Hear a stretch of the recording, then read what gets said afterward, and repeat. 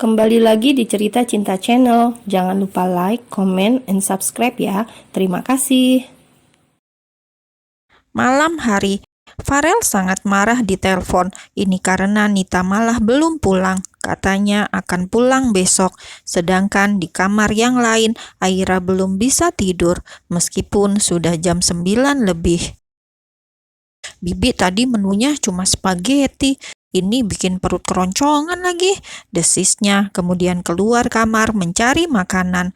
Perut Aira ini macam perut Indonesia pada umumnya, belum makan dan belum kenyang kalau belum makan nasi. Aira tengah malam mengendap seperti pencuri. Ia ke dapur mencari sesuatu yang bisa dimakan. "Mau apa kau?" Kaget, Aira berbalik dan tubuhnya menyentuh vas mahal koleksi Nita. "Piar!" Aira beringsut karena kaget, sedangkan sosok di depannya mengerutkan dahi.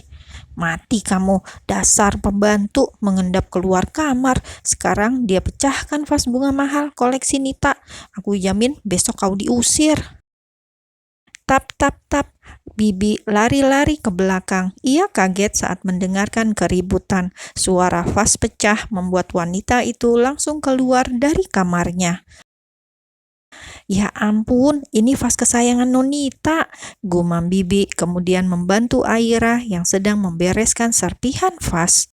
"Aduh!" Aira menarik tangannya, jarinya tertusuk serpihan kaca, membuat darah segar keluar. Sudah, biar Bibi saja." Sementara itu, Farel hanya melihat dari jauh, kemudian berbalik. Pria itu pergi ke kamarnya, malas melihat Aira. Entah mengapa, dia jengkel sekali bila menatap gadis polos itu. Tengah malam, Nita pulang. Wanita itu langsung mandi dan tidur di sebelah suaminya. Sadar ada yang naik ke ranjang, Farel langsung membuka mata. Ia menggosok matanya, kemudian menatap Nita. "Malam sekali." "Iya, kebetulan ada event Fashion Week. Kebetulan juga ketemu sama teman-teman. Gak enak kan kalau langsung pulang," kata Nita yang sudah mengantuk. "Mau sampai kapan kamu ngejar karir?" batin Farel yang menatap istrinya. Resiko menikahi model top dengan ambisi yang tidak berujung. Farel harus mengalah, harus menurut kemauan istrinya itu, sesuai dengan perjanjian pranikah dulu. Malam pun berlalu, berganti hari, matahari sudah tinggi. Nita belum bangun. Kalau saja ponselnya tidak berbunyi nyaring, dia pasti akan melanjutkan tidur sampai malam lagi. "Aduh, berisik banget. Pagi-pagi siapa yang ganggu?" omelnya sambil mengambil ponselnya yang ada di atas nakas. "Halo," sapa Nita dengan suara serak. "Sayang, kita ada pemotretan 1 jam lagi. Kamu juga belum fitting baju. Cepat bangun, aku tunggu ya, say." "Jam berapa ini? Astaga!" Mata Nita membulat. Ia langsung bangun. Oke, sejam lagi aku OTW," sambung Nita. Ia kemudian mematikan sambungan telepon dari salah satu asistennya, cowok tapi lentur. Malah itu bagus, suaminya tidak akan keberatan. Dia lebih percaya bila Nita kemana-mana dengan asistennya yang elastis tersebut. Bisa jadi satpam kalau Nita dalam bahaya. Bisa jadi teman curhat karena jiwanya lembut. Tap, tap, tap. Nita menuruni tangga. Ia ngomel-ngomel pada suaminya yang sedang duduk di meja makan. "Mas, kok nggak bangunin aku sih? Kamu tadi kelihatan capek banget. Aku ada meeting pagi ini. Nih, telat." Farel hanya menatap datar, kemudian lanjut makan. Bi, mana dia?" Nita bertanya pada Bibi yang ada di dekatnya. Bibi sedang menyiapkan makan untuk Nita. "Aira, Non." "Iya, siapa lagi?" "Ada di taman belakang." "Ngapain?" "Nyapu-nyapu, Non." "Kan ada tukang kebun." "Tapi tidak apa-apa, biar dia bersih-bersih," ucap Nita, kemudian kembali makan. Sedangkan Farel, ia terlihat kesal. "Aku berangkat dulu." Jawab Nita santai. Ketika Farel beranjak, Nita mulai memperhatikan sekeliling. Kok sepertinya ada yang kurang, namun ia tidak tahu apa yang membuatnya merasa kurang tersebut. Padahal ia mungkin tidak melihat vas mahalnya. Sesaat kemudian, sambil menelpon lewat headset, Nita berjalan tanpa melihat-lihat sampai ia menabrak Aira yang jalan di depannya. Bruk! Mata kamu di mana? Omel Nita kasar. Aira langsung jongkok memunguti isi tas Nita yang jatuh berserakan. Maaf, Non. Punya mata itu untuk melihat. Oceh Nita, tapi masih tersambung di telepon. Aku hubungi nanti, ucapnya lalu melepaskan headset. Ia akan fokus memarahi Aira, gadis yang ia sewa untuk melahirkan anak Farel. Mata kamu minus ya?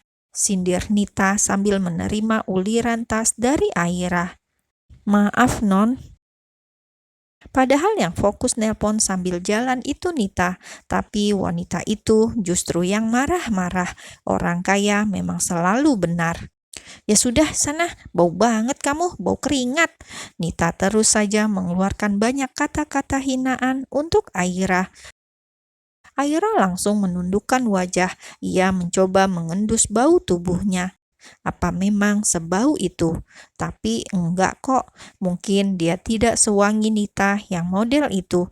Mungkin dia tidak punya parfum mahal seperti punya Nita. Namun bau Aira juga tidak separah yang wanita itu katakan.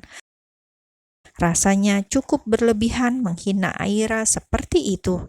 Minggir, titah Nita kemudian melewati Aira. Rumah kembali kosong. Aira sampai bingung mau apa. Akhirnya ia mencabut rumput liar di belakang rumah lagi. Bingung mau apa, tiduran di kamar juga rasanya bosan. Menjelang sore, tumben Farel pulang lebih cepat. Seperti biasa, Bibi akan membuat kopi untuk tuannya itu. Nita belum pulang. Belum, Tuan. Farel tidak tanya lagi. Masih sore dan terasa gerah. Kalau renang sepertinya boleh juga. Akhirnya Farel pun memutuskan untuk berenang. Suasana sangat sepi. Sambil menyalakan musik klasik, Farel berenang. Beberapa kali menyelam dan lama juga muncul ke permukaan. Jatuh di mana ya? Gumam Aira yang mencari sesuatu. Ia kelihatan sebelah antingnya. Apa di taman belakang? Atau... Aira terus saja bicara pada dirinya sendiri, kemudian mondar-mandir mencari anting yang hilang. Tap, tap, tap. Dari jauh ia melihat sesuatu yang berkilau di antara rerumputan. Nah, itu dia. Dengan santai, Aira terus maju, kemudian berjongkok meraih benda yang berkilau tersebut. Namun ternyata hanya tutup kaleng yang terbalik. His! Biur! Kaget, Aira menoleh. Sedang apa kau di sana? Kau mengintipku? Tuduh Farel.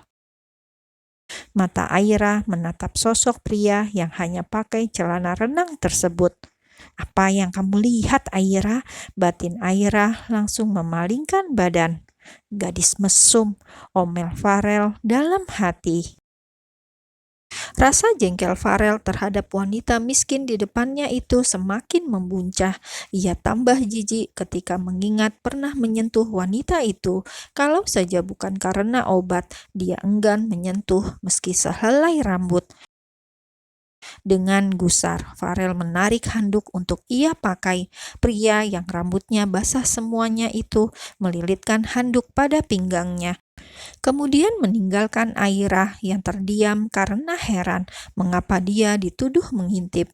Bagi Aira, selain suka marah-marah, baginya Farel itu pria aneh. Ia tidak bisa menebak isi kepala pria kaya tersebut. Malam harinya seperti biasa, Nita pasti pulang telat. Kali ini katanya ada birthday party di agensi. Gak enak kalau gak datang. Nit, ya, Nita menoleh. Model top itu sedang menghapus riasan di depan kaca. Apa? Tanya Nita yang tidak mendengar suaminya bicara lagi. Aku tidak suka wanita Udik itu tinggal di sini, jawab Farel kemudian. Udik? Siapa yang Mas maksud Udik?